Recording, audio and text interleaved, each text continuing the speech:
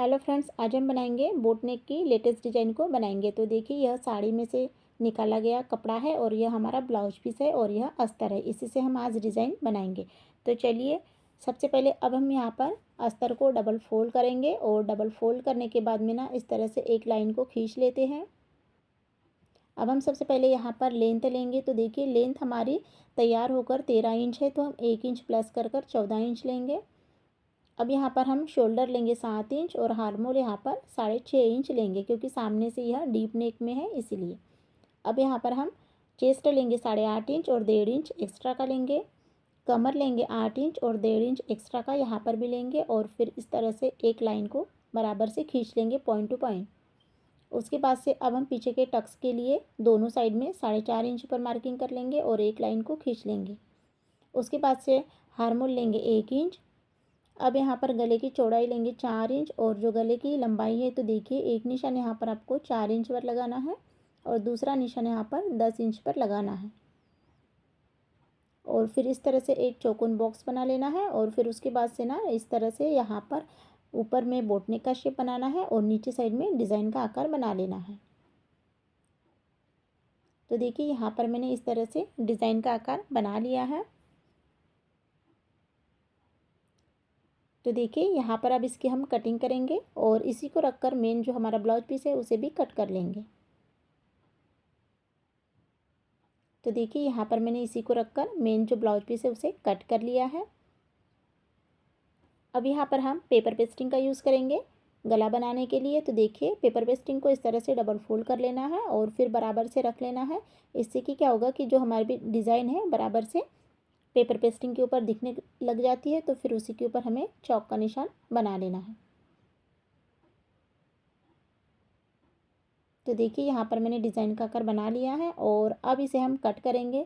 तो paper pasting को यहाँ पर आपको 1 इंच की दूरी पर इस तरह से इसे कट कर लेना है।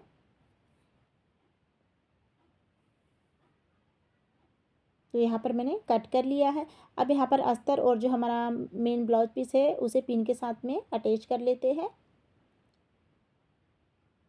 तो देखिए, यहाँ पर मैंने तीनों साइड में पिन को लगा लिया है। अब हम इसमें सिलाई को लगाएंगे। तो यहाँ पर मैं ना अलग से कमर पट्टी का यूज़ नहीं करूँगी, इसलिए सबसे पहले मैं नीचे साइड से एक सिलाई को लगा लेती हूँ। तो यहाँ पर मैंने सिलाई को लगा लिया है। अब यहाँ पर मैं अस्तर के ऊपर प्रेस सिलाई को लगाऊंगी और फिर इसे इस तरह से सीधा कर लूँगी। सीधा करने पर मैंने साइड से पिन लगा लिया है और जो हमारा अस्तर और जो हमारा ब्लाउज पीस है उसे अच्छे से अटैच कर लेना है और फिर उसे कट भी कर लेना है। तो देखिए, यहाँ पर मैंने अस्तर को जोड़ लिया है, अटैच कर लिया है और उसके बाद से जो एक्स्ट्रा का कपड़ा है उसे इस तरह से कट कर लेना है।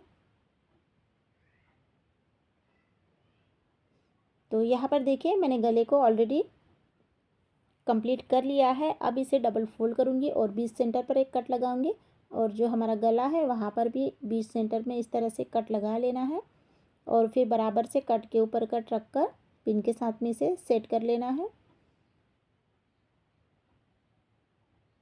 तो देखिए, यहाँ पर सबसे पहले अब मैं गले में सिलाई लगाऊंगी। तो जैसे हमारा पेपर पेस्टिंग को हमने कट किया था, तो बिल्कुल किनारे से ही यहाँ पर गले में सिलाई को लगा लेना है। तो यहाँ पर मेरी सिलाई कंप्लीट हो गई है। अब इसे हम अंदर से कट करेंगे। तो यहाँ पर आपको आधा इंच से कम या आधा इंच कपड़ा छोड़कर कट कर लेना है। तो देखिए, मैंने इसे कट कर लिया है और साइड से भी कट लगा लिए हैं और फिर इसे सीधा कर लेना है। तो देखिए, यहाँ पर मैंने इसे सीधा कर लिया है। अब यहाँ पर जो साड़ी में से कपड़ा निकाला था तो उसे इस तरह से 4 फोल्ड में करेंगे और इसकी जो लेंथ ली है मैंने 13 इंच, तो आप अपने अकॉर्डिंग लीजिएगा और फिर इस तरह से जैसे हम जैसे हम मटका शेप देते हैं उसी के हिसाब से यहाँ पर मैंने आकार बनाया है और फिर 1 इंच की दूरी पर इस तरह से इसे मैं कट करूँगी। तो देखिए, यहाँ पर मैंने इसे कट कर लिया है और जो साड़ी में से बचा था कपड़ा उसी से इस तरह से चौकोन कपड़ा कट कर कर यहाँ पर मैं 2 टाइप की डिज़ाइन बनाऊंगी। तो एक डिज़ाइन यह हो गई है और एक ट्रायंगल शेप में डिज़ाइन बना लेना है। तो इस तरह से 2 डिज़ाइन कंप्लीट हो गई है। अब जो हमने मटका शेप में कपड़े को कट किए थे तो इसे अब हम सिलाई लगा लेते हैं।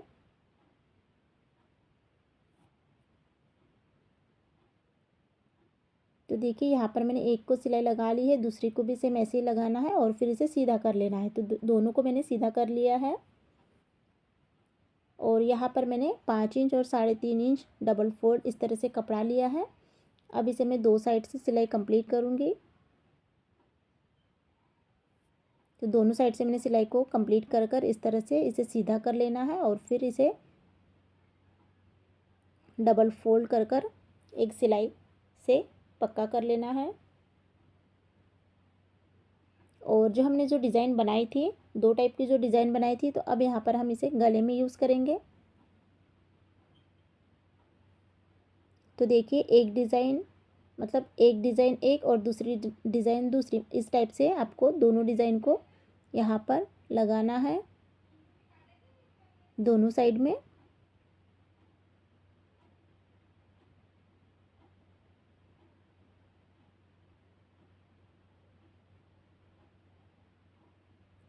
तो मैंने दोनों साइड में डिज़ाइन को लगा लिया है और कुछ हमारे कंप्लीट होकर इस तरह से डिज़ाइन बनी है। अब यहाँ पर इसे डेकोरेट करने के लिए ऊपर से हम लेस का यूज़ करेंगे। तो यहाँ पर मैंने छोटी वाली लेस का यूज़ किया है, आप अपने अकॉर्डिंग कीजिएगा।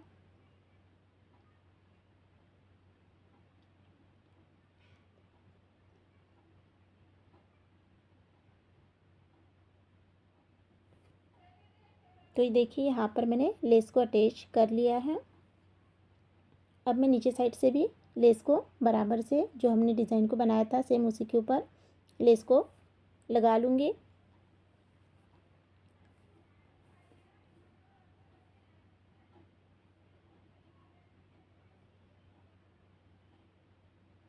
तो देखिए यहाँ पर मैंने लेस को कंप्लीट कर लिया है।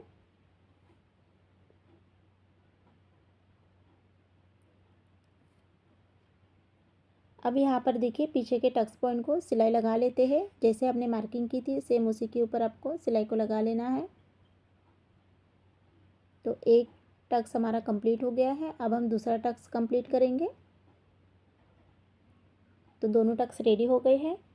अब यहाँ पर देखिए जो हमने डिज़ाइन को बनाए थे तो उसी का हम यहाँ पर यूज़ करेंगे। तो देखिए यहाँ पर आपको जहाँ पर हमने पीछे के टक्स पॉइंट को सिलाई लगाए थे सेम उसी के ऊपर या इसे सिलाई से कंप्लीट कर लेना है दोनों साइड में।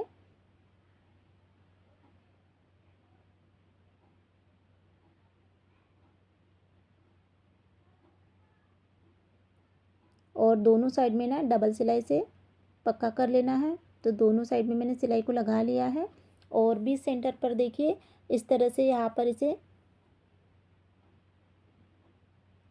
पास में से कर कर यहाँ पर सिलाई से पक्का कर लेना है।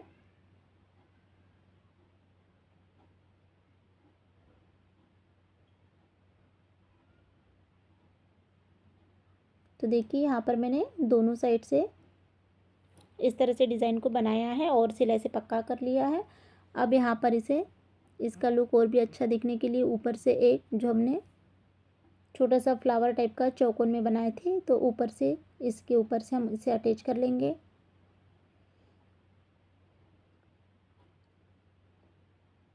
तो देखिए यहाँ पर ऊपर से एक मैं बटन अटैच करूँगी और फिर यहाँ पर इसे बीच सेंटर पर धागे से मैं इसे पक्का कर लूँगी।